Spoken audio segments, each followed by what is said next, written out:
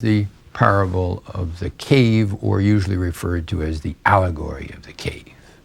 And Plato now asks us, with this extraordinarily vivid imagination that he has, to imagine entering an underground cavern in which we find darkness and illusion, because it is so much without light or enlightenment.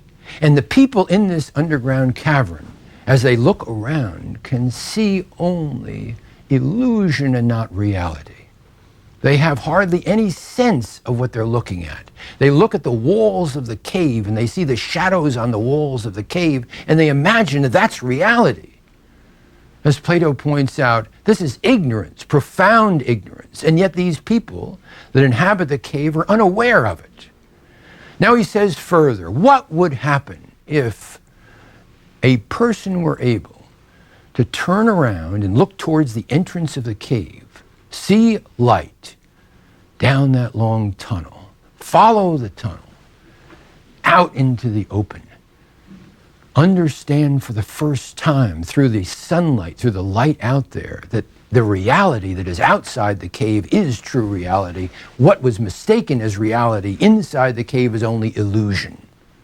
What if that person who got out came back and told these people, look, you've been looking only at the shadows and the walls of the cave and not reality? Well, Plato says that the sort of state that we must have would have to educate the population in a way that when that person came back, having been out of the cave, he or she would be welcomed as a ruler and not as a wild-eyed lunatic. People must be educated then, not that they, the whole majority, can get out of the cave, but at least to receive that person when that person comes back with an understanding that that person has been truly enlightened.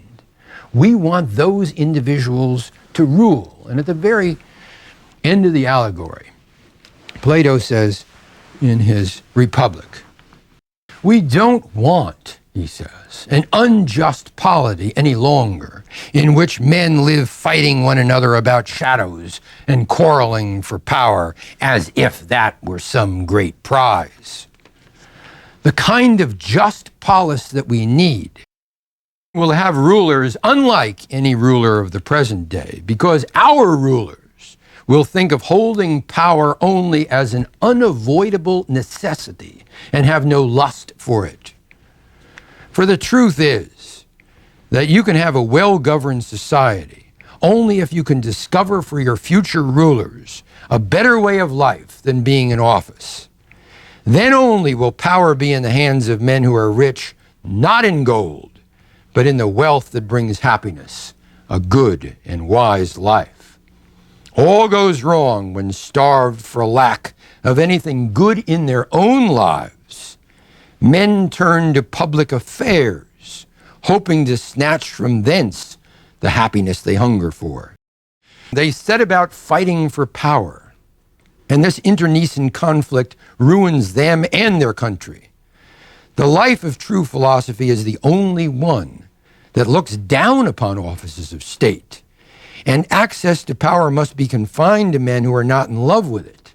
So whom else can you compel to undertake the guardianship of the Commonwealth, if not those who, besides understanding best the principles of government, enjoy a nobler life than the politicians today and look for rewards of a different kind?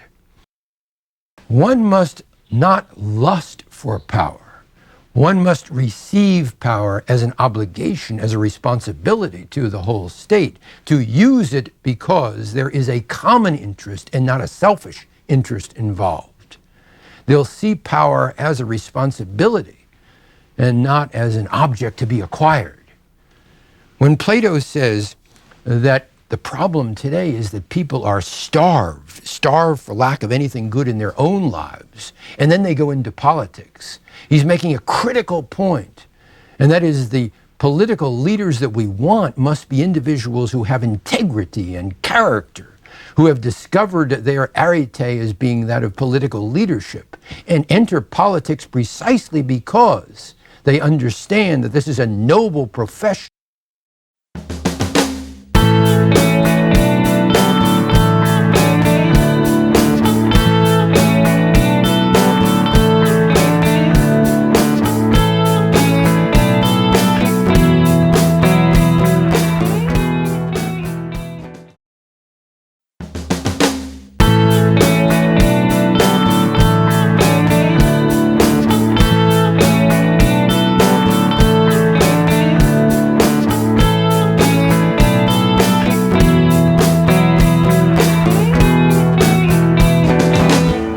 shadows dancing on the wall enchant, distract, confuse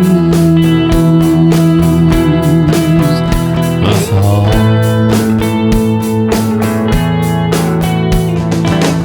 To turn around, the chains prevent.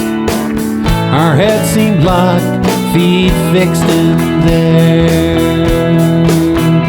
cement.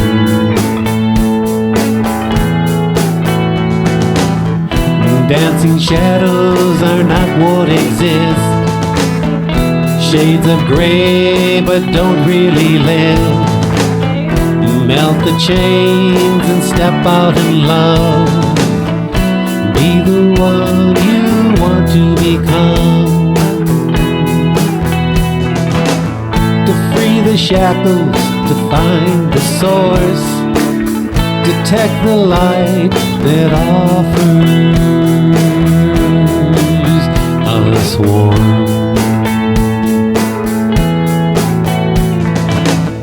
Behold what radiates on each new day from the entrance that seems so far, far away. Dancing shadows are not what exist. Shades of gray but don't really live. Melt the chains and step out in love. And be the one you want to become. To step outside into the light. To shade our eyes that open them wide. To finally dig free from our fears. The shadow's gone now, our sight is now clear.